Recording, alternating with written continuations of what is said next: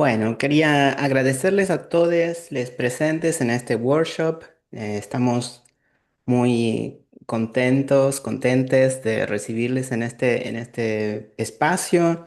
Es algo que desde la sección de estudios de las sexualidades venimos impulsando hace un tiempo. Queremos intentar tener más a menudo este tipo de eventos, encontrarnos por fuera de la conferencia, que a veces es un poco difícil llegar, participar y estar en contacto con todos en esos grandes eventos. Pensamos que está bueno promover estos pequeños espacios para aprender y compartir experiencias.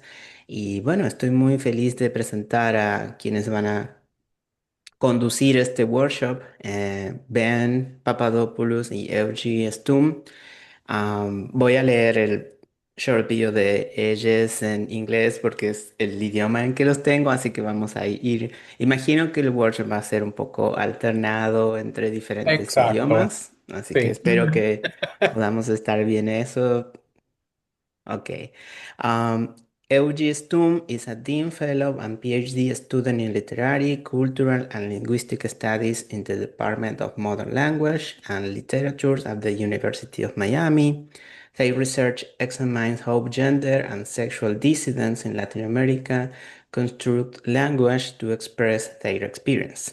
Their research corpus focuses on cultural productions utilizing inclusive language and non-binary Spanish in Argentina, and Pajuva, a cryptolect originally developed by travesti sex workers in Brazil. Currently, they are developing an open access Pajuva digital archive, gathering multiple resources, dictionaries, and scholarly works on the cryptolect. Ben Papadopoulos is a recent PhD graduate in Hispanic language and literature from the University of California, Berkeley. He is primarily interested in the fields of sociolinguistic and critical sociology. His research revolves around the topic of gender inclusive language and makes sociological arguments about language and category of power and the right of queer and trans people to have and use adequate forms of self-identification. Relatedly, he is the founder of the Gender in Language project, genderinlanguage.com, which aims to offer grammars of gender in as many languages as possible. Um, Feel free to send your question during the presentation. We will have a time for Q&A at the end of the workshop. Siéntanse libres de enviarnos sus preguntas durante la reunión y vamos a tener un tiempo de preguntas y respuestas al cerrar el workshop. Bueno, dejo el tiempo con ustedes, Eugie y Ben. Gracias por participar de esto. Y A de, ustedes. Gracias. So, we're going to present a workshop on alliances, right, Ben? That's right. With a little code switching. We wrote it in English, but we'll have lots of code switching today. For sure. So, why workshop on alliances?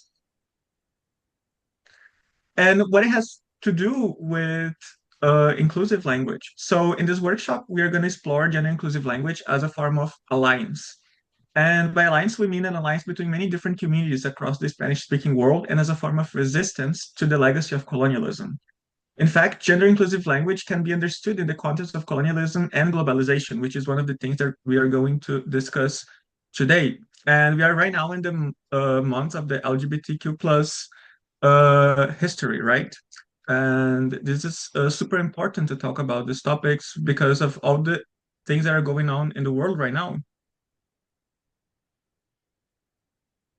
Yes, Do you want to? especially yeah, thank you. Especially in the United States, but all around the world, the kind of influence that we have seen this year in particular has touched the domains of gender quite strongly, DEI, diversity, equity, and inclusion initiatives, as well as language. So, for instance, in America, we have seen this year executive orders at the very minimum targeting all of these concepts, including the positioning of English as the official language of the United States, the one and only. So this year, we are going to take a chance to reflect in this presentation on. We have some examples for you of the resistance that we are seeing to gender inclusive language, but we want to sort of take all of these examples of cultural productions that involve gender inclusive language from many different communities and ideological stances across the Spanish-speaking world, find their logics, right? Revindicate those, and then sort of establish the use of gender inclusive language at the very minimum as a sort of alliance between all of these communities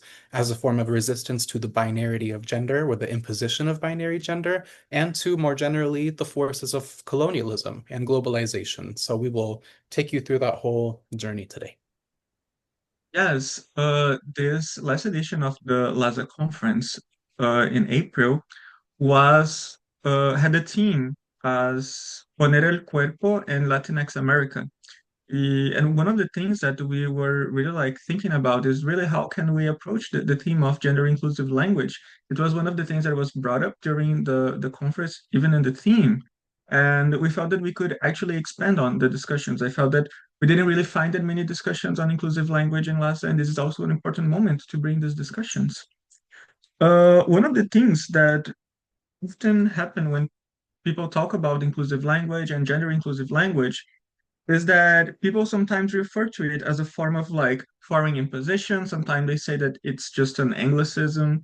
Also, sometimes people say that this is like an inauthentic variation. And also, they say that it's not really like what the Spanish language represents, and this is a form of deturpation of the language. So we are gonna bring these questions and try to like unpack it a little bit more to understand them. So one of the first things that happen is the idea that queer is a foreign imposition. And there's actually one person who talked already about it is Francesca Gargallo. She wrote this essay about it called ¿Existe o se expresa de algún modo el pensamiento queer en América Latina? What really talks Gargallo about this theme is that en Estados Unidos y Gran Bretaña, lo queer se conformó a mediados de los años 1980 de la reunión de lesbianas sadomasoquistas, heterosexuales disidentes de los modelos monogámico y reproductivo de la heterosexualidad, de hombres homosexuales letter, de homosexuales feministas que reivindican la multiplicidad actitudinal de las mujeres, de las y los promiscuos, de las putas que gozan su trabajo y lo consideran liberador de los prejuicios sobre sexo por dinero y cuerpo como herramienta. En fin, lo queer se conformó de la reunión de quien se sentía y era, concretamente era, víctima de una persecución por el ejercicio de sus sexualidades. So one of the key ideas here is to really think how the origins of queer are rather a form of solidarity. Rather than an identity or anything else, let's think of queer as a form of solidarity. This is in the Anglo context, but let's keep with the idea of queer as a form of solidarity and alliance. And in the 70s and the 80s, what Judith Butler points out in Notes Toward the Performative Theory of Assembly is precisely that queer meant an alliance. So what about Latin America? So one of the main things is that, well, the word queer might make less sense when borrowed into Spanish. Thinking about how people build alliances when they are persecuted is central in Latin American experience. And I think that this is a really key idea to think of alliances in Latin America. Because if there's any experience that is central for the Latin American struggle, for understanding what Latin American people go through, is definitely to think the idea of alliance. So in this workshop, we trace this persecution back to the colonization of Latin America, which imposed the Spanish language on the continent as well as a rigid system of binary gender, which is also reinforced by Spanish in this grammatical binary that exists in the language. And in the present day, the visualization of queer identities in the Spanish-speaking world evidences itself as an alliance between many different communities, but is often tied to decoloniality. We're going to unpack these concepts a little bit more.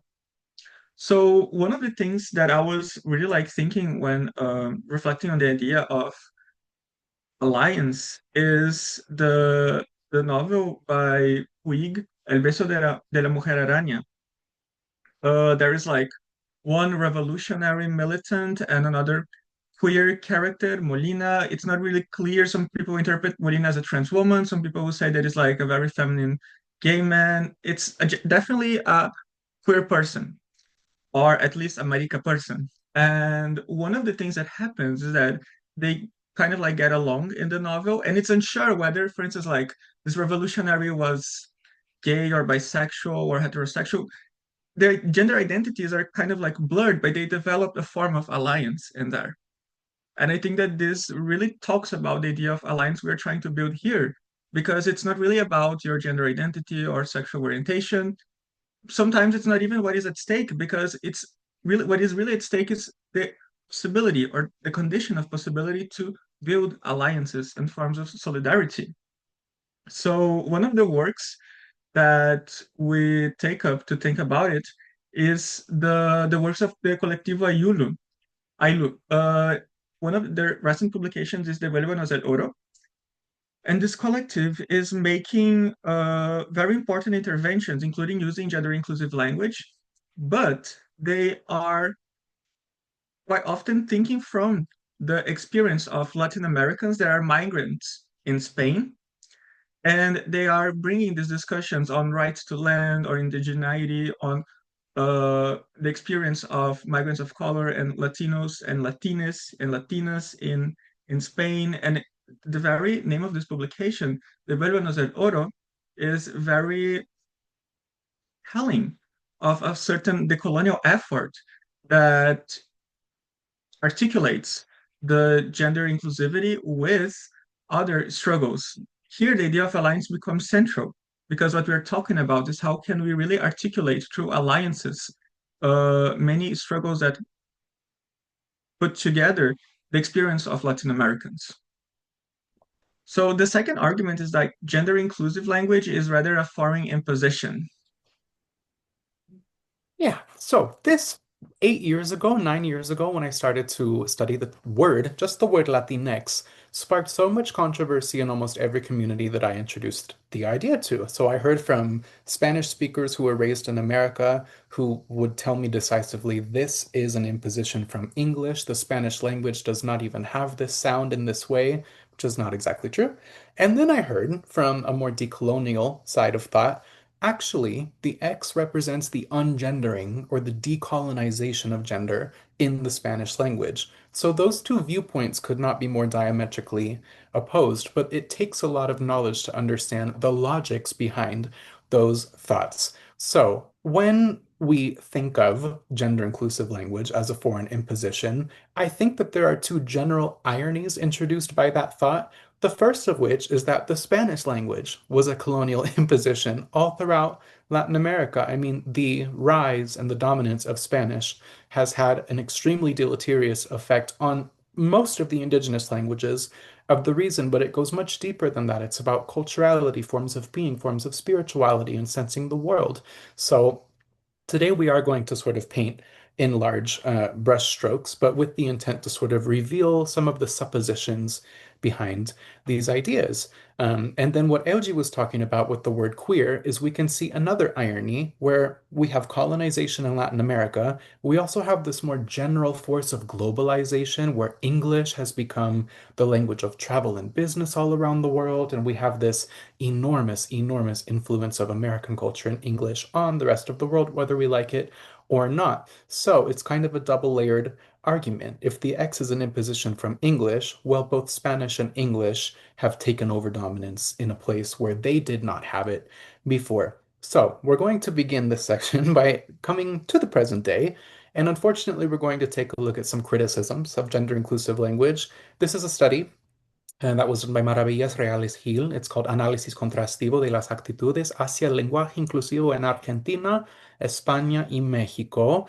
And in this, we want to say that this is not a representative work. We do not intend to present this and say this is the absolute truth about what people think about gender inclusive language. It is simply a really great example of some of the forms of resistance that you see towards gender inclusive language and some of the commentary or ideologies that people approach this issue from. So let's go ahead and take a look at some of the graphs from this presentation. I will orient you. briefly. So this is esas frecuencias relativas de la actitud hacia el lenguaje inclusivo según el sexo del respondente. So we had men, women, and people that did not declare a gender, that's the seen category, responding to whether or not they had favorable or opposing views towards gender inclusive Spanish. This seen column right here should not be interpreted as non-binary and trans people. It is simply a column for where the researcher did not have information about the participant's gender because they didn't provide it. So that might help explain why, in all three categories, you see overwhelmingly negative attitudes against gender inclusive language, most among men, then by the people that did not declare their gender, and then women who have a slightly more favorable response towards it, but it's still overwhelmingly negative. And when you break this apart by country, so Argentina, Mexico, España, you see these results a little bit more striated, spread out. Almost all of these differences are statistically significant, and you can see that in every single case, men are above 90% to disfavor gender inclusive language, sometimes approaching 100%. So this is quite an extreme sort of photo capture of a certain community's responses, visceral sort of responses to gender inclusive language. But then the researcher, studying periodicals like newspapers and articles, went and looked at some of the comments underneath of the articles. And these are from Argentina, the group of Argentina, that were the most liked comments or the most upvoted comments. And I'm going to read the first four. Only one of them is actually conciliatory towards gender inclusive language because most of them say things like this one labeled clave Clarín uno. Creo que no es una moda ni una necesidad, creo que es simplemente una pelotudez. Ay, por Dios, dentro de poco van a preguntar cosas como por qué se dice el diario y no la diaria, por qué se dice el esqueleto y no la esqueleta, en qué parte del proceso evolutivo empezamos a ir en reversa. Many things to unpack there. This one is actually something that we are going to touch on today, and it seems in this data set kind of rare to have found a comment like this that was upvoted so highly. It says, this is clave página 12, 5. No sé, empezando porque la lengua es castellana, no española. El catalán, el gallego, el vasco también son lenguas que se hablan en España, siguiendo por la horrorosa manera de castellanizar términos en inglés de uso común, haciendo que se escriban según la fonética castellana y parezcan una parodia, terminando por la incomprensible atribución de real a la institución civil que claramente trasciende a la dudosa corona española, y dejando en el tintero un montón de resoluciones recientes que quitaron acentos y introdujeron otros cambios que generan ambigüedad e innecesaria confusión en los textos. ¿Cuánta legitimidad se le puede adjudicar a esta academia para regular el idioma? However, this is an outlier comments. Then again, in the one labeled La Prensa Uno, we see some comments that say, perfecto, no al lenguaje inclusivo, que es una imbecilidad absoluta. So I'll pass it over to LG to show what was said in Mexico and España. Hmm. So the most liked comments in Mexico, the first one was in the El Universal. It was a man, and he said, "Ja ja ja, para que dejen de mamar con su lenguaje inclusivo." The second commentary said, "No cabe duda que la Secretaría de Cultura demuestra su poca cultura." The third one says, "La RAI debería estar para educar, no para simular estulticias." Y el cuarto dice, ¿hasta dónde llega la estupidez humana y la ignorancia de la lengua española castellano? Todos amigos, humanos, etcétera, aplican cuando a un grupo o multitud hay presencia de personas de ambos sexos. Esta estupidez es nauseabunda y nos está degradando. So we have a lot of comments here that are really negative towards inclusive Spanish. And particularly in Spain, you will see comments that will really bring an idea of like, this is against the national interest.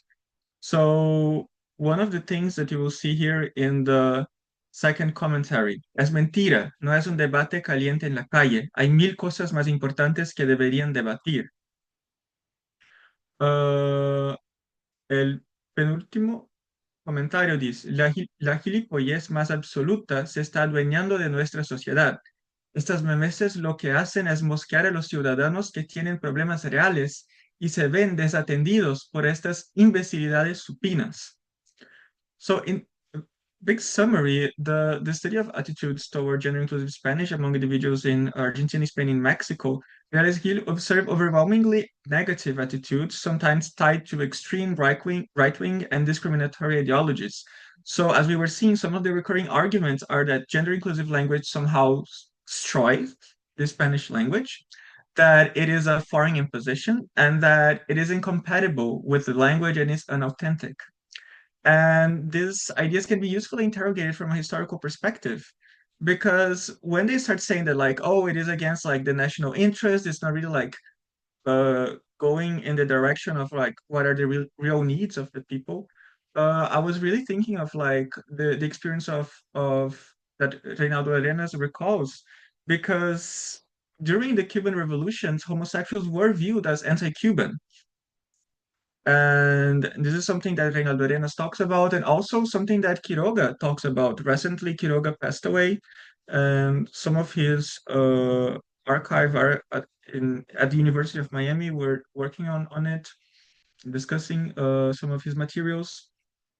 And Quiroga recalls the Venceremos Brigade. I don't know if you are familiar with, but essentially, what happened is there was this community of people, especially from the US, who were solidary to Cuba, and so they decided to go to Cuba as a form of demonstrating solidarity and supporting the current process that was going on in Cuba.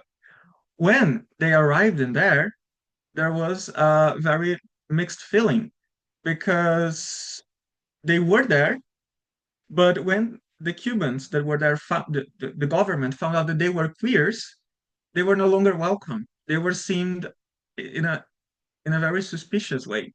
So there were two main things that happened. Is that one is that women that were there, they were very upset with the machismo that they found in there, that it wasn't really like what they were expecting. But second, the gay Cubans were imprisoned in UMAP camps, and this is something that happened to the point that in the 1970s, the Venceremos Brigade responded by officially banning LGBT members from joining, citing homosexuality as a social pathology that reflects a leftover bourgeois decadence. So one of these organizers even left the organization and later on started documenting LGBT oppression in Cuba. So here is the idea of like homosexuals are against the interests of the nation. They are a threat to the nation.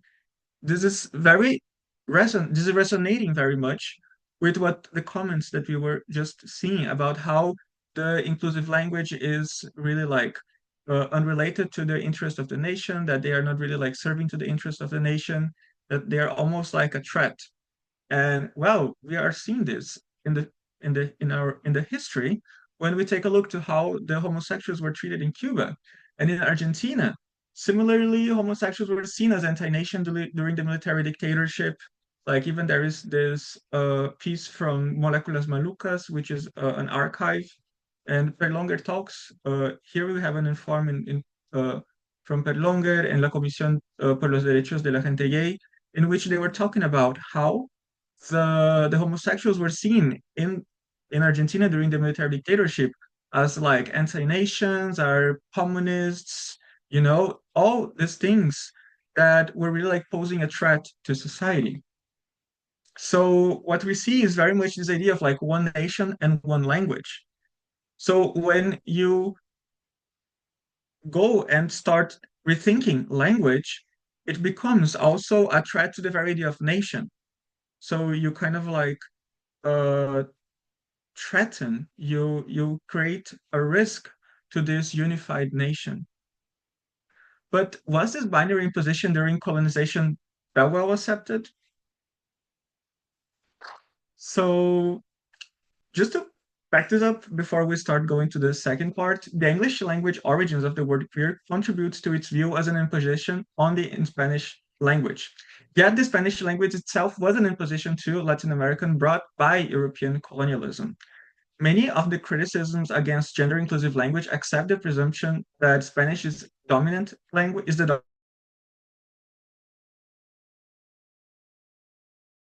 to the continent, like Spanish was imposed into Latin America. So in order to understand the dimensions of support for gender inclusive Spanish as an alliance, it's necessary to revisit this history of colonialism, both theoretically and materially. So, at this point, we need to go very far back in time, but this is a topic that we want to treat with extreme sensitivity. So, and we are also going to start to use this terrible history of colonialism to explore support for gender inclusive language and to sort of identify some of the roots of the ideological axes upon which it rests. So, this section is entitled 1492 and the Coloniality of Power. So, not just because 1492 was the point of colonial contact, right? So, when Columbus was making his way to the West Indies, we actually had a completely different story going on, but a highly related one back in the imperial empire of Spain, and it involves these four main characters. In the year 1492, the grammarian Antonio de Nebrija, who was a scholar of Latin, had spent a lot of time in Italy, trained as a grammarian, wrote a grammar of the Castilian dialect of Spanish spoken in the state of Castile, right? And then we also have in 1492 the beginning of the unification of Spain under the first Catholic monarchs, Fernando el Segundo de Aragon y Isabel la Primera de Castilla. So, I have set this up for us by saying that Columbus's arrival in the West Indies was not the only unfortunate event of 1492. I know our audience appreciates this. I hope. So that same year, Antonio de Nebrija delivered his grammar of this vernacular of Latin, which was Castellano or Castilian, to Isabel Católica. That was her native language. One from Aragon, one from Castilla, right? That was Isabel. And Antonio de Nebrija delivered this grammar in her search of empire, basically, and said, this is a tool, this is a weapon. The letra, right, is an arma. So a lettered society is a civilized society. An unlettered society is a savage society that needs to be conquered, domesticated, etc. They also, in the Spanish context, had this goal in the unification of Spain of eradicating all of the regional languages of Spain, which today are much more minoritarian.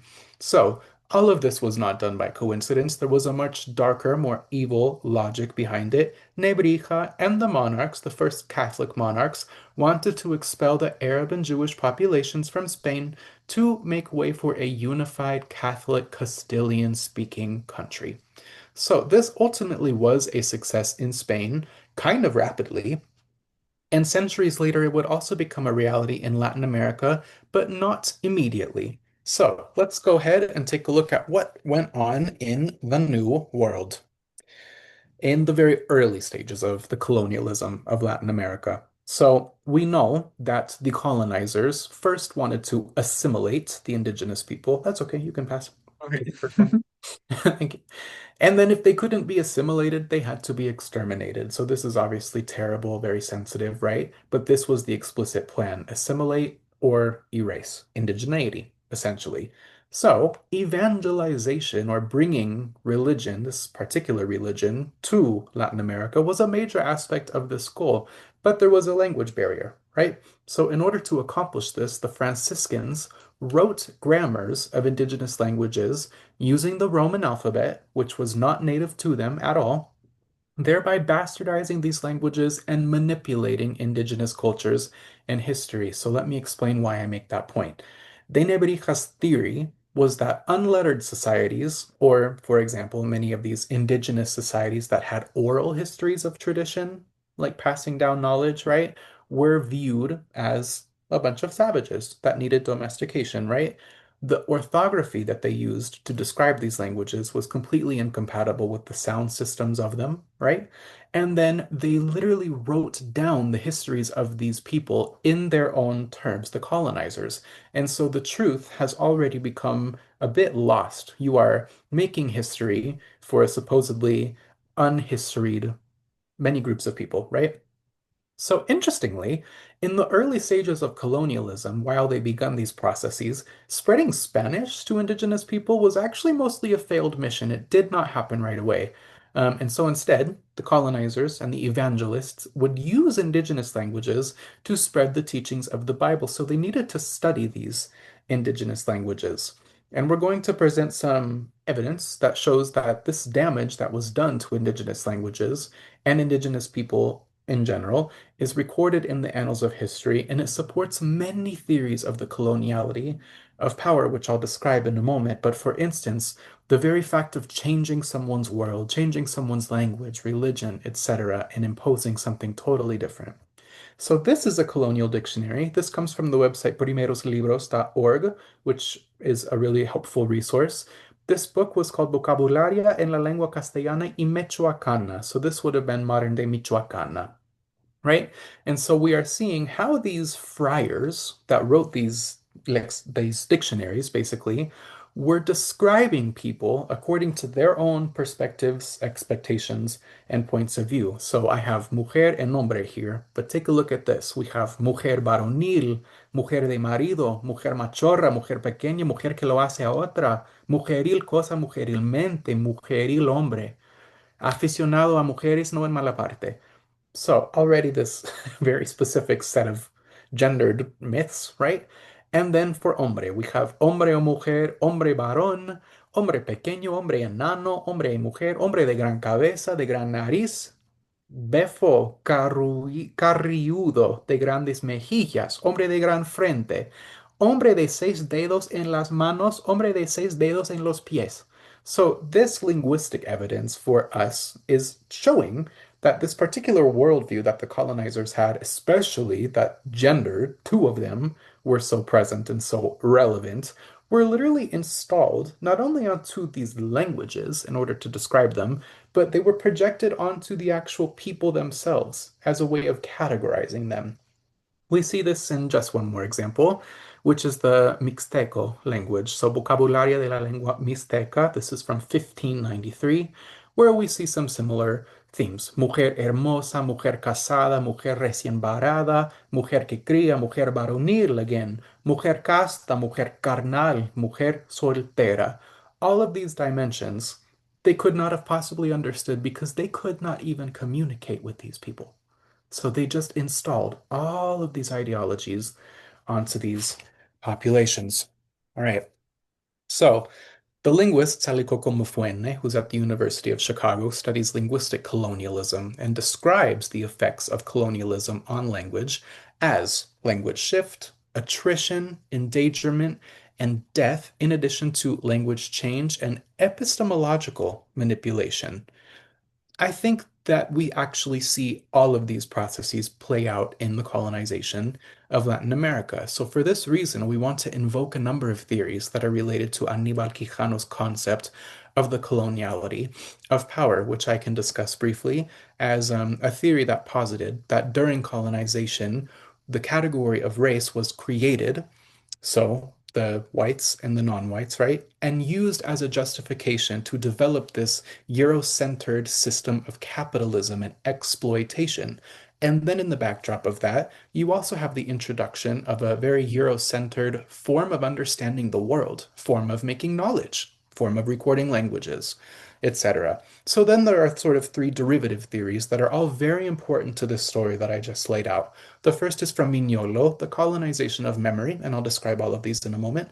The coloniality of being from Maldonado Torres, and then, of course, the coloniality of gender from Maria Lugones. May she rest in peace. Let's go ahead and take a look at these in a little more detail. So, the colonization of memory for Mignolo included the writing of indigenous history or the changing of history, right? And imposing Spanish, imposing a totally different language, imposing a totally different alphabet. All of these things changed the memory of the language, the memories of the societies. Then you have something a little bit more expansive, which is the coloniality of being, which for Maldonado Torres includes the racial, the gendered, the sexual hierarchies that were imposed on indigenous peoples, which we saw in the dictionaries. as well as evangelization in combination, leading to totally different forms of world sensing. So now, if your language is changed, if the manner in which categories in society are manifested, religion has changed, all of these new introductions lead to a totally different form of understanding the world around you, which makes sense, very sadly. And then ultimately, the coloniality of gender is perhaps one of the more ultimate derivative theories of the coloniality of power. So not only was race created in colonization, so too was this very rigid binary gendered model. So Lugones actually says that gender was not just simply imposed, male and female categories, but that these were racialized gender categories. So this is what makes that theory compatible with Quijano's ideas about labor and exploitation. So now racialized men and women were involved in these different processes of exploitation throughout the New World. So in the Spanish language, the main point here is that the rigidization of this model, or the way that binary gender became so relevant, was aided by the Spanish language with its masculine and feminine categories. And so now we are left with this imperial language over top of all the colonial languages, right? And this form of understanding society that undoubtedly comes from Europe and was in no way understood as native to Latin America, Abya Yala. All right, so in the present day, we are left with the legacy of all of this, and one of the best representations of this colonial legacy, especially as it relates to language, is La Real Academia Española, the Royal Spanish Academy. So, this institution actually played quite a large role in the ultimate dominance of Spanish in the new nation states during the Revolution and afterwards. So, in the nation state revolutions, most of the elites were mestizos, that had maybe Spanish as well as knowledge of some indigenous language of the region. But in these new nation states during the independence era, Spanish somehow became the official language of each of these new countries. So they were all unified in their constitutions by the Real Academia Española, which had satellites in all of those countries, or at least tacit support for the RAI in all of those countries. It was founded officially in 1917, no, that's not right. 1713 to try to control one standardized pan-Hispanic variety of Spanish, especially as events in the New World played out. So, today and in the past, this organization is comprised of Spanish grammarians, academics, politicians, and Catholic religious leaders who have repeatedly rejected gender inclusive forms as unnecessary, as bad for linguistic economy, dangerous to the language, etc. And these very people took even decades to accept a handful of feminized anti-sexist forms like la cancillera for chancellor.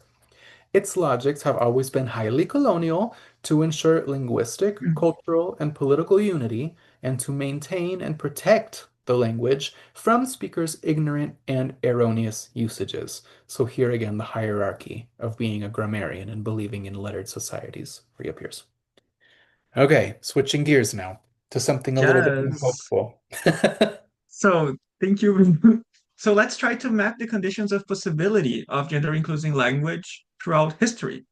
So one of the things that we were talking about is like how the early dictionaries of indigenous languages and Spanish really like struggle to conceive these gender categories they have. So they have to kind of like created non-binary categories like mujer varonil because the Spanish language itself could really like not encompass the categories that existed in these indigenous cosmovisions. So one of the things that we were really interested is how Giuseppe Campuzano starts creating a an archive of gender and sexual dissidents in Latin America, particularly in Peru. And one of the things that Campuzano starts working on is an analysis of the Mapamundi del Reino de las Indias de Felipe Guamanpoma de Ayala. This is one of the things that Ben and I are still working on because it's very complicated, this map. But this is a map made by Guamanpoma. Guamanpoma is an indigenous author who wrote this very big manifesto to the King Felipe III, denouncing what was going on and giving some hints how to handle the situation. And then he starts making draws to show how were things in Peru. And here we have a map made by Guaman Poma in an autograph way. Guaman Poma literally drew this map. And he divided this world in four parts, right, Ben? Yes, so this is a modern day, what is modern day Cusco, right? It's a quatra partition. This was exactly the way that Cusco was understood by indigenous people. So in this map, it doesn't look like a normal map. It's not exactly Cartesian. It's not oriented north. It's actually what you see as north is east, right? And on the edges of the map, you see all of these representations of indigenous cosmovisions, right? And then actually, if you look within the map, you can start to see different representations of personhood. And it's not exactly patriarchal. You actually see, if you click, the representations in each quadrant and at the center of different pairs, right? So these people probably had different roles. We are not going to try to assign them gendered terms, but we can absolutely say that there were representations of people that were not patriarchal in this image. Furthermore, Euji, So here is one of the ways in which Campuzano argues that is happening a form of gendering of this map, where the mundo masculino would be referenced to the antisuyo and the femenino to the chinchasuyo. And in the bottom and right one, which would be the Ondisuyo and the Koryasuyo, you would have a femenino masculino and a masculino femenino, where you have this blend that it's perhaps a non-binary way to put it when the masculine and feminine are not enough. So this Guaman Poma's map of Cusco reflects a uniquely Andean cosmovision and forms of social organization, reflecting complementarities and dualities instead of gender divisions. So this quadripartition of the world is said to have a gendered reading in which there are couples in every quadrant and at the center of the figure with different societal roles, depictions of intersex, Inca spiritual figures, and an assumed world of gender and sexual ambivalence corresponding to lo masculino femenino and lo femenino masculino. So this is one thing very important. Like in these cosmovisions, you have a lot of ancestral figures, like mythic figures that actually embody this androgyny, this intersex or hermaphroditism. You will find these categories that are not really binary. And what Campuzano is trying to argue here is that this very map by Guaman Poma already demonstrates how this binary is not enough to encompass these indigenous cosmovisions from the Andes.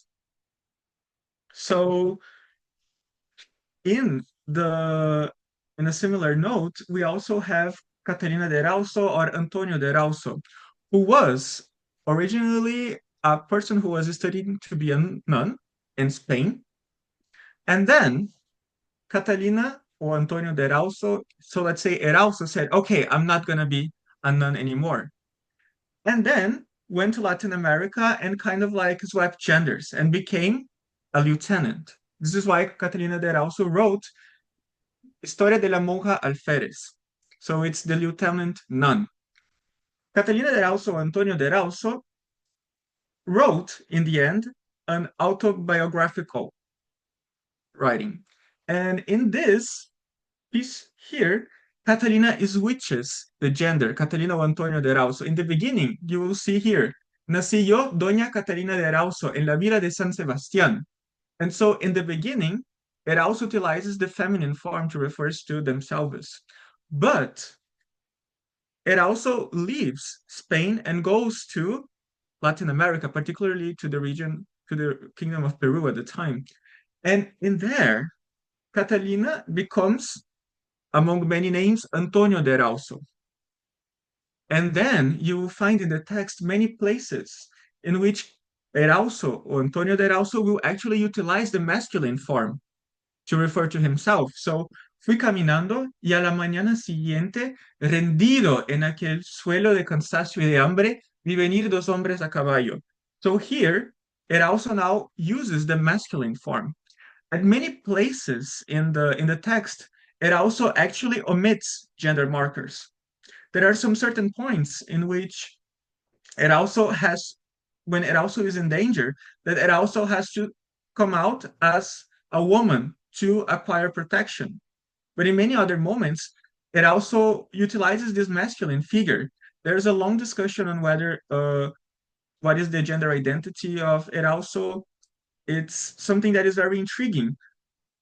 Might be a man, might be a woman, we don't know, but you will see that Catalina slash Antonio de also, in the end, wants to be recognized as a masculine figure.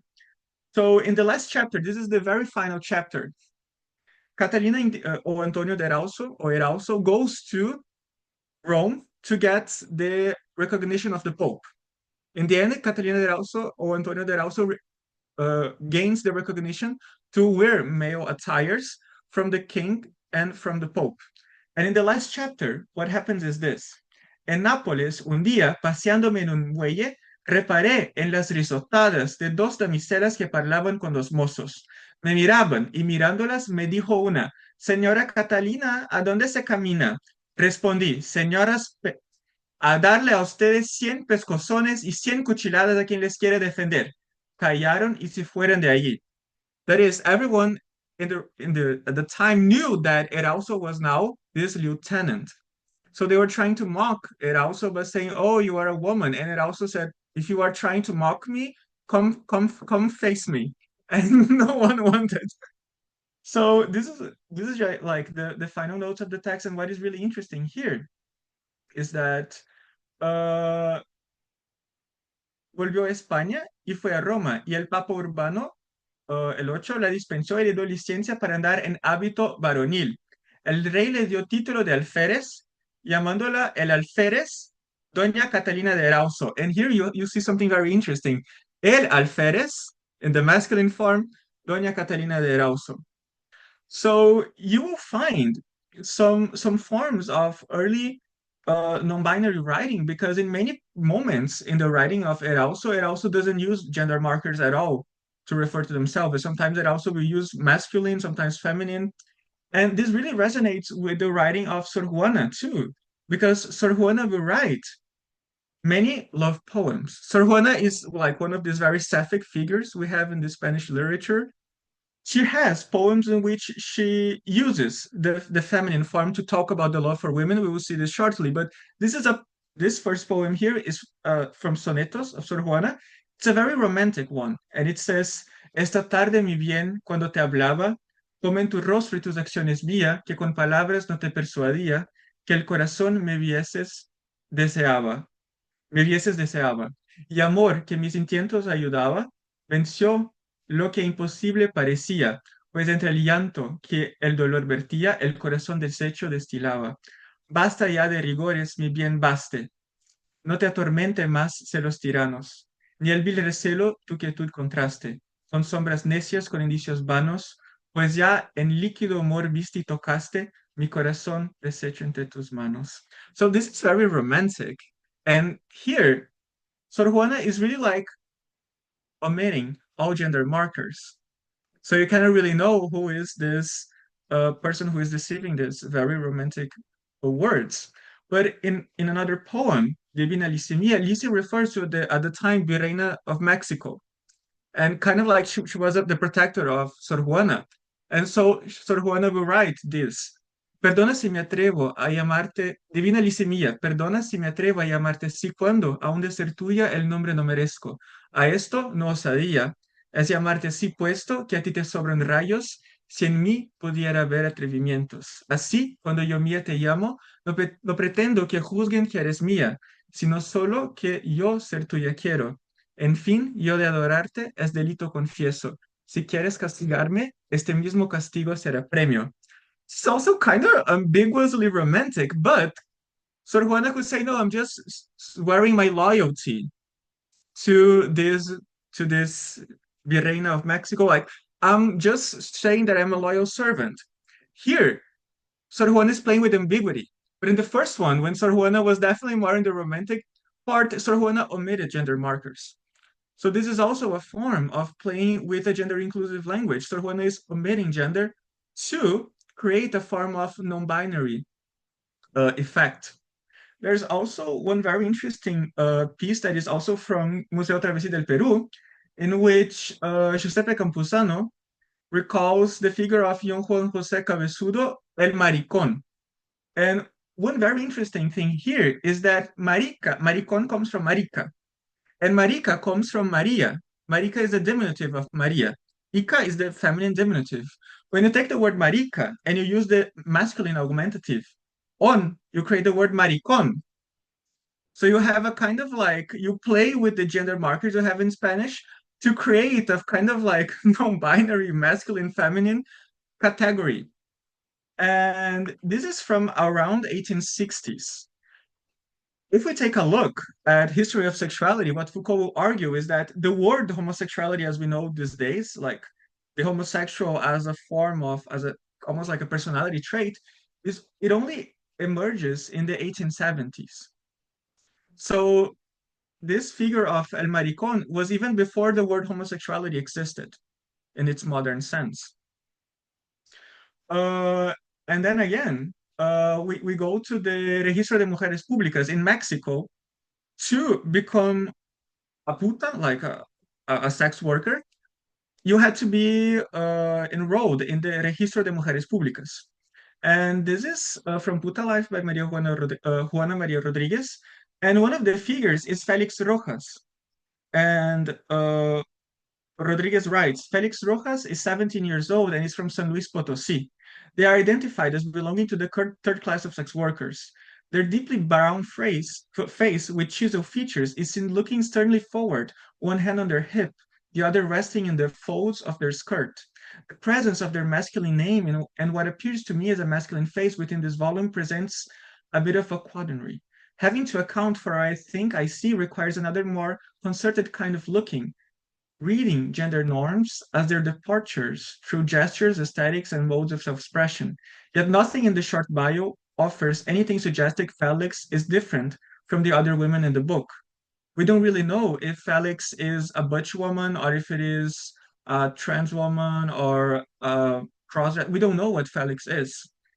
But definitely, people were not really fitting into the categories, into these binary categories, according to Juana Maria Rodriguez, and she ends up preferring to use they them pronouns to refer to Felix Rojas as a way to respect them. And also in the Vampiro de la Colonia Roma, one of the things that Luis Zapata is doing, slash Adonis Garcia is doing, is like creating language. So the book uses a lot of Mexican slang, especially queer Mexican slang, to try to think like some kind of like queer epistemology. And one of the word plays that they make in the book is era tan loca que cuando hablaba en lugar de decir yo decía ya. So you have this experimentation with language to try to conceive some form of language that is not really encompassed by the traditional Spanish sense to talk about queerness. So let's see some cultural productions invoking gender inclusive language. Thank you so much. So, LG just took us through so many worlds and so many centuries in order to explain everything that happened before gender inclusive language, right? So, these conditions of possibility in which queerness could be seen definitely existed in native contexts, from colonial contexts, imperial contexts, right? Something is going on. So, we're now going to fast forward a little bit more to the present to introduce some texts coming from different perspectives and some very indigenous ones at the end of the presentation, just to send us home happy, that show gender inclusive language in some way. So this is actually a proposal by a male Spanish straight engineer in the year 1976 who was very, very concerned with the concept of sexism in language, or linguistic sexism. So this Spanish engineer, and this is to my knowledge the first known replete proposal for an inclusive gender in Spanish, was no more than 2 pages long, and it had a fantastic basis which still stands up today. So here's part of it. Necesitamos una señal gramática nueva que corresponda a persona, utilizable en los casos de plurales relativos a grupos mixtos, así como en los casos en que se desea aludir a una persona sin conocer su sexo. El género masculino debe quedar reducido, como es el caso del femenino, a género específico. Well, we actually see that that's kind of going on. And amazingly, we see in this same text uses of this e morpheme or this neutral or person gender that are exactly the same as what we see in the present day. It's kind of amazing, 50 years ago. Así, cuando une se dirija a un grupo en una conferencia, en una carta circular, etcétera, podrá comenzar diciendo, queridos amigues, les trabajadores podrán escribir en sus pancartas reivindicativas, estamos hartos de ser explotados. Les políticas podrán llamar compañeros a sus partidarios.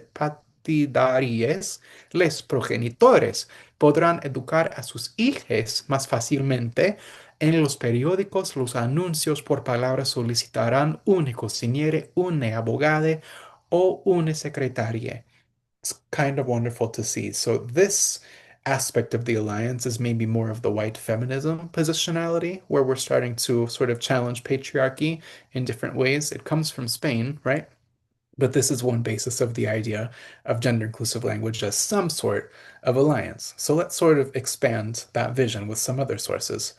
This one is called Interdicciones, Escrituras de la Intersexualidad en Castellano. It's written with contributions from people mostly in Latin America as well as Spain, but that's more minor. And I'll try and read this part right here about why in this text they are actually using an asterisk. So, podríamos escribir siempre los, podríamos escribir as, os, podríamos escribir las y les, podríamos escribir las, los y les. Podríamos usar una arroba, podríamos usar una X, pero no, usamos un asterisco. ¿Y por qué un asterisco? Porque no multiplica la lengua por uno, porque no divide la lengua en dos, porque no divide la lengua en tres, porque a diferencia de la arroba, no terminará siendo la conjunción de una A y una O, porque a diferencia de la X, no será leído como tachadura, como anulación, como intersex, porque no se pronuncia, porque hace saltar la frase fuera del renglón, porque es una tela de araña, un agujero, una estrella, porque nos gusta. Faltaba más. So, we are seeing in this intersex-based sort of community, right, for intersex rights and representation, the use of a totally different symbol, which is a direct intervention, this asterisk, which can have all these different meanings associated with it. So there's another aspect of our alliance. Next, we go to Murcia. This is an anarchist group in Spain, right? So we will see anarchy kind of comes close to coloniality and will get closer and closer, especially by the end of the presentation. The description of the group that formed in 2010 is this: como grupo de afinidad movido por una serie de principios, libertad, igualdad y apoyo mutuo, y unas tácticas, federalismo, acción directa y propaganda por el hecho. I love that. I think we need that today. Propaganda por el hecho. Cuyos objetivos son organizarse sin líderes ni ejecutivas, adquirir experiencia, etc. So, within this anarchist group, here is the way that they were introducing their proposal for gender inclusive Spanish. I'll read just from the latter half down. Nos parece erróneo clasificar a la población humana en dos categorías sexuales, hombre y mujer, dos categorías sexuales que no contemplan ninguna otra más y que además tienen, cada una de ellas, asignados roles específicos, dulce, tranquila y sensible para la mujer, rude, fuerte, valiente para el hombre. Nosotros somos conscientes de que semejante dicotomía simplista no es real, que la vida en este sentido es mucho más compleja que todo eso. So here is an example originating from an anarchist community. This one, Proposition X, this was a thesis, Proposition X, excuse me, was an artistic fine arts thesis that came out of Madrid that touched upon coloniality. It described the use of the X as a trans-feminist artistic proposal, and in fact, the visual artist is using it in certain art installations, and then this is how they describe the use of the X. I'll read again from about halfway down.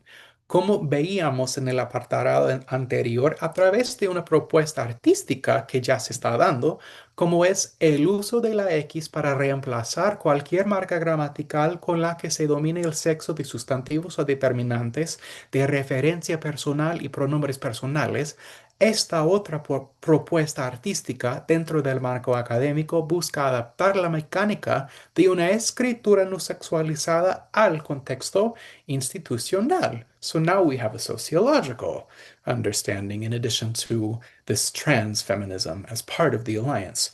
So, gender inclusive language as an alliance. In summary, these cultural productions, and we will see more that solidify this point, and these insurgent articulations illustrate an alliance between many forms of resistance unified by the end of this presentation by legacies of colonialism and globalization, like white supremacy, Eurocentrism, cis heteropatriarchy, and capitalism, right? So, for instance, proposals of gender inclusive language for reference to intersex communities, for instance, the asterisk, that is a linguistic form of resistance to the dichotomization of bodies at birth, which is something that we know is very much reified by the masculine and feminine categories of Spanish. So, the intersections of all of these resistances, and including in more cultural productions, need to be explored in scholarly detail, but we have a problem. To our knowledge, there is actually no unified archive that compiles all of these relevant cultural productions that implicate gender inclusive Spanish and the conditions of its possibility for development, which is where we come in. Yes, so we have a few archival problems when we are talking about these productions in gender inclusive Spanish. So if you go on Google Scholar, you will see that most of academic inquiry approaches gender inclusive language in Spanish from either a pedagogical or linguistic formal approach. We have very few production articles and academic productions that are really like working on cultural productions utilizing gender inclusive Spanish. Second, there's a lack of venues that catalog cultural productions in gender inclusive languages. At best, you will find things like some articles that will recommend like film novels, books, productions on it, but you will not find a place that really like unify and catalog all this. And third, we have a very big problem. Archival scholarship are often presented in copyrighted works. So here are some works that inspired our archival research, like Puta Life, like Mapa Callejero, Médicos, Maletes, and Maricas. The thing is, you cannot really take copyrighted works and post on the internet because these materials are copyrighted. So how are you going to find cultural productions? How are you going to find an archive if many of these archival work are actually copyrighted? And fourth, it is difficult to find cues on the history of gender inclusive Spanish when productions featuring it are marginalized and overlooked, even in academia. So here we have the response by Alicia Maria Zorrilla, which was at the time president of the Argentinian Academy of Letras, positioning in a very strong position against gender inclusive language, especially using neomorphemes. The same happened with the RAE positioned against the use of neomorphemes in Spanish, like todes, bonites, amigues. So considering this panorama, we built a collaborative and open access project called Gender Inclusive Spanish Digital Archive. So do we have time to show them or should we show in the end? Yeah, I just put a link in the chat. We have just a couple of slides here to show you what exactly is contained in this site. If you want, you can open it up right now and follow along. But yeah, go ahead and show them the Yes. next two. So here is the website. Here you can see a map with cultural productions that we have cataloged. So for instance, like here in Berkeley, you will find Oh some God. works made by Ben, but you will find some works from Peru. Here is the work from Ernesto Cuba, his doctoral dissertation. You'll find a lot of works from Argentina, in fact. So you will find this dissertation that's actually in the wrong thing, but you will find like La Voluntad de Inclusión. You will find a lot of different cultural productions that are very useful. And you'll find a map. You also find our metadata. So here you can find everything that we have collected. So there's even a link for a spreadsheet, and all the information we have about all the materials are here. And all this is published in Creative Commons, so you can use this. Like, just as long as you cite us, you can use it. All the code of the website is also available on GitHub, so you can have access to it. If you want to expand it, if you want to reuse it, repurpose it, you can. This is open access and open source, published under Creative Commons CC BY. So continuing, we also have some methodological reflections. And just one thing I wanted to show you is that we also have a timeline. So you can kind of like map some early efforts on conceiving like a gender inclusive writing. So we have like Sonetos by Sor Juana, where she uses the omission of gender to talk about the experiences. But then it comes some like methodological reflection. So one is how to archive the silence. So going back to Sor Juana is omitting gender to talk about a non-binary form of gender. So to make this gender inclusive writing, Sor Juana has to omit gender. And my interpretation is that Sor Juana was probably referring to a woman in this writing here. The second problem that we have is the paradox of visibility and invisibility. I'm inspired by both Stephen Butterman in his research about Brazil, but also on Quiroga, because sometimes you have this paradox of visibility in which people must come out to seek for rights and recognition. But if you have visibility, you are also putting yourself at risk. So many people have to recur to invisibility to protect themselves. It's like even it also in the case we were seeing, like there are times that it also cannot claim this masculine identity because it also knows that this will put them in trouble. And so sometimes you have the invisibility as the only way to protect yourself. And this is kind of like what we see when we take a look at the history of cultural productions. So here we see, again, it also having to switch from one form to the other. Sometimes I also have to go back to the feminine form for protection. The same here for Sor Juana. So one of the things that we also wanted to make explicit is the method that we have used in the project.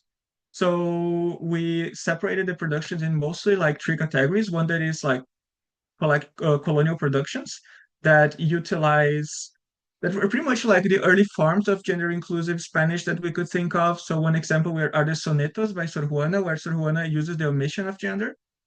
The second one is the indirect non-binary Spanish, in which you will keep the traditional rules of Spanish, but you will still try to be more inclusive. Like instead of saying todos son bonitos, you can say todas las personas son bonitas. And then we also catalog productions that use direct binary Spanish. So instead of saying like todos son bonitos, you can use neomorphemes like todas son bonitas. So here we talk about the some more details on licensing. And this is actually one of the things I wanted to approach. So all this project, everything, our metadata, the code of our project, everything, you can access it in Creative Commons. Okay, as long as you cite us, you can use this. This is open and this is made for people to use. It's a collaborative project in digital humanities. The second thing is some works that we are working on are in public domain, which is the case of Sonetos by Sor Juana, but we also have works that are not in public domain or in open access. So these materials are copyrighted. We cannot put a copy of them online. But whenever it is a material that is copyrighted, we put a link where you can access the material. So like if you want to buy the book, Amiga Date Cuenta, we have the link on the project so you can buy the book or get access to it. So all these informations, you can have it. And also we have a section for you to contribute. So this is a collaborative project. We want people to collaborate. So if you want to like suggest materials for us to include in the project, if you have suggestions, comments, corrections, please, you can send to us. There is a link where you can submit a form and we will receive it. So here are some examples. Oh, it's not working. But this is essentially like a poetry slam by Marico Carmona. It's a non-binary poet from Argentina. And Marico Carmona will do slam poetry. And Marico will use a form of gender inclusive language that is compatible with pronunciation because Marico Carmona uses the non-binary Spanish in a way that has to be pronounced since it is in a poetry slam. We also have Tegan Maiguanco, who is a non-binary author. Here is a fragment of their poetry that says, no es nada fácil ser madre y padre de un ex hije travesti no binario, donde la autoridad es la palabra de Dios y no se puede ir en su contra. So this is a fragment of the poem Duelos del Calipso, que está en este libro, antología de poesía brava trans no binaria. We also have this poetry from Nayare Montes, which was published in Devuélvanos el Oro, which utilizes this neomorpheme X, and it has this very, this is just a fragment of it just the end that says, viendo a la shimel, a la traca, cuando no soy ni shi ni medio, ni te vine a regalar mi imagen. So this is articulating the idea of hyper visualizing trans people, gender and sexual dissidents, and the ownership to image, and using non-binary Spanish. And we also have some of the poems from Martes Verde by Poetas por el Aborto Legal. These are the poems that were read during the protests for reproductive rights in Argentina. So here is one poem by María Insúa. Cuando en el plato de los varones hay más comida, la generosidad se nos muere. Cuando la limpieza, las compras, la comida y el cuidado de les hijes son cosas nuestras, la creatividad queda hecha de coupage. And then we also have this fragment from Fotos de Chicas Lindas by Daniela Regert. Porque sé muy bien que estamos en una arena donde hay que boxear para estar de pie y todos necesitamos agua oxigenada después de recibir trompadas. So Marisa Paiva suggests that the use of gender-inclusive language in Martes Verde invites for a broader reflection on the subject of feminism.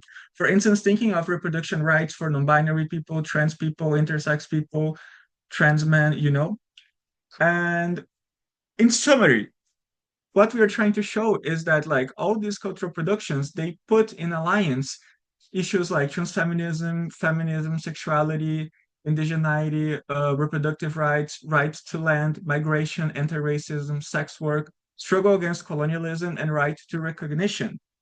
And then we would like to bring Audre Lorde, because Audre Lorde has a seminal work called There is No Hierarchy of Oppressions. And Ben, would you like to read? Oh, sure. Okay, I simply do not believe that one aspect of myself can possibly profit from the oppression of any other part of my identity.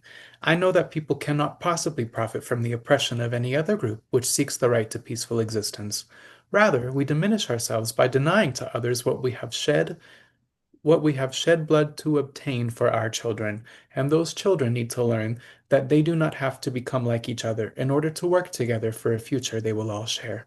Within the lesbian community, I am black, and within the black community, I am a lesbian.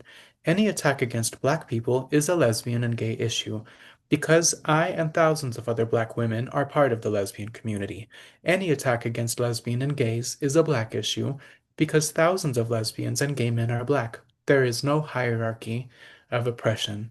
So we hope this quote kind of summarizes the idea of language and hierarchy as an alliance, right? Or the removal of hierarchies as an alliance. So especially at the end, when LG presented those very much decolonial works from some indigenous authors, it was especially clear that all of these different axes to the alliance, in which gender and gender freedom and gender inclusive language is a part, is an imposition to some people, but to us, an alliance between all of these communities based in liberation, based in anti-colonialism, anti-globalization, etc. So we're really happy to share with you this work that we've been doing only recently, and to hear about any of the feedback that you may have. We'll leave some links here and another QR code and link to the website, the digital archive. And thank you so much to the Lassa Sexuality section in Marseille and everybody in attendance for your time today. It's been a pleasure to show this work to you.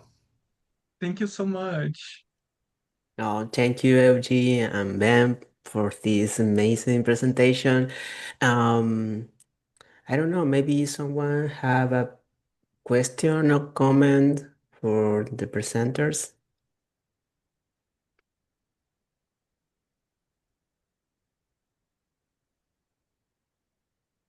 No? We left you speechless. Oh, I found very interesting your reflection about the copyright because It's a very complex problem, especially if you want to work with archives. And I am reflecting a lot about how some communitarian archives in South America are restricting the access to their materials, and this is a problem because we need more project of open access archive. I think it's amazing the work that you are developing. Thank you, FG. Um, maybe. There's also, Marce, there's another very important point to that. So we are trying to preserve these works or at least get them in some place together. But I found that when I was looking up sources that I started researching 9 years ago, that they had actually disappeared from the internet. So I was able to Hmm. take my own files and my own captures of this proposal by the engineer in Spain, for instance, and upload them to this project where they can be seen again by people. So copyright is definitely an issue. Institutional access, if people have it, can sort of help them break through that. But we are doing the best we can, at least to sort of unify all of these sources that complete a picture, and we hope that this is a step in the right direction. Okay, we have a question from James Ritchie. Oh, great presentation. I'm kind of I have two thoughts and I'll be honest, I'm in my office and it's my office hours and I had to answer a student's question, so I missed some of it. But um two kind of thoughts immediately jump out at me. I really like what you said about the sonnet by Sor Juana Inés de la Cruz. I work a lot on Siglo de Oro literature, so of course like that's what spoke kind of the most to me. And I thought a lot about the issue of ambiguity. And that's something I think about a lot. I'm a translator and I translate kind of poetry that's very influenced by Siglo de Oro poetry. And I think a lot about like how do you convey a term that is ambiguous, and that's a big, motif in that era. Um, and then another thing that kind of goes along with that. Like I'm definitely not by any stretch of the imagination, but kind of. I kind of teach philosophy and I kind of have some background in analytic philosophy. Um, and of all people, Wittgenstein sometimes uses the term queer in this way. That's much more in dialogue with like math and kind of used in computer science, but it deals with like I won't get into like a matrix and the operations you can do on a matrix, but it deals with like this way of taking like a function and seeing it in a different way. And Wittgenstein uses the analogy of like taking a picture and like looking at a picture from a different perspective. So I'm trying to kind of bridge these two thoughts together. But do you have anything about kind of seeing in ways that are ambiguous or seeing it from different perspectives? Obviously, I think there's a lot you could say about that, but just kind of two thoughts that jump out at me. I hope yeah, great presentation and interested what you have to say about that.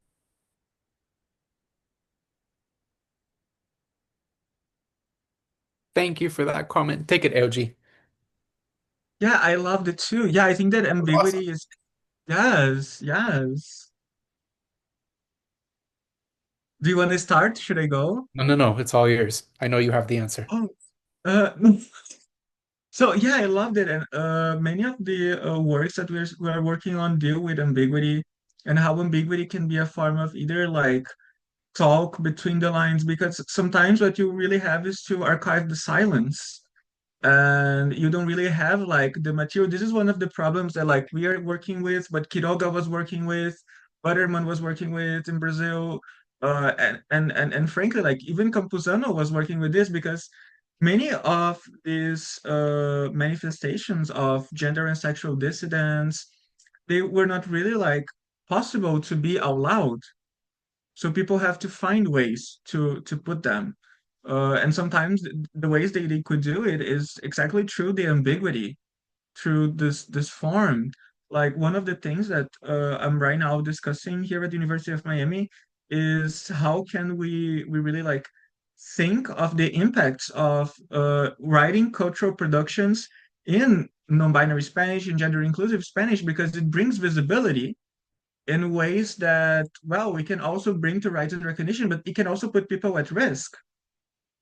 And now in this moment, how people are navigating between like having to deal with sometimes like a more viewed way to put things, or a more like ambiguous way, or to what extent can people really like say things in that more explicit way, like using todes, amigues, because in many times, like we have seen some of the responses that people have to gender inclusive language, like depending where you are, one of the things that really like took us to reflection is Argentina, up until like a few years ago, was publishing manuals on how to use inclusive language.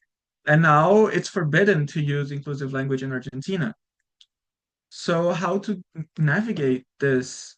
And I feel that like many of these historical strategies that gender and sexual dissidents have used, for instance, the ambiguity, are things that are returning at this moment because people are really like facing a lot of censorship and persecution.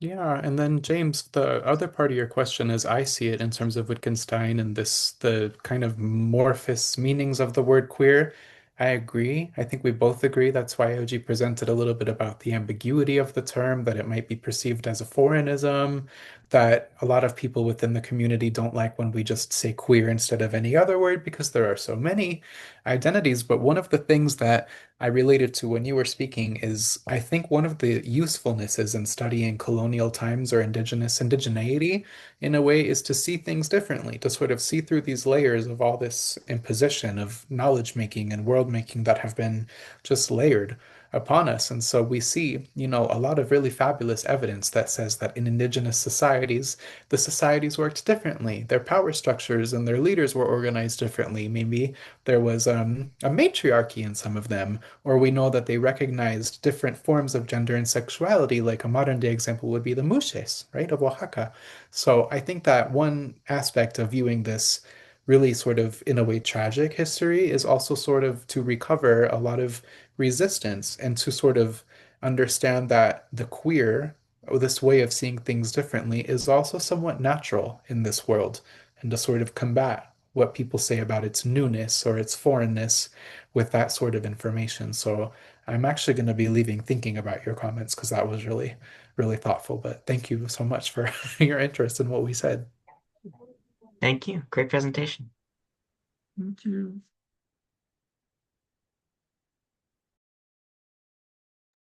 Okay, I think we have to end the meeting, or maybe, yes.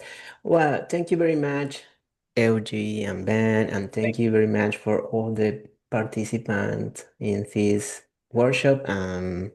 Gracias por estar presentes. Um, Espero que nos encontremos pronto en otro workshop de la sección de sexualidades. También. Ojalá. Muchas gracias por estar.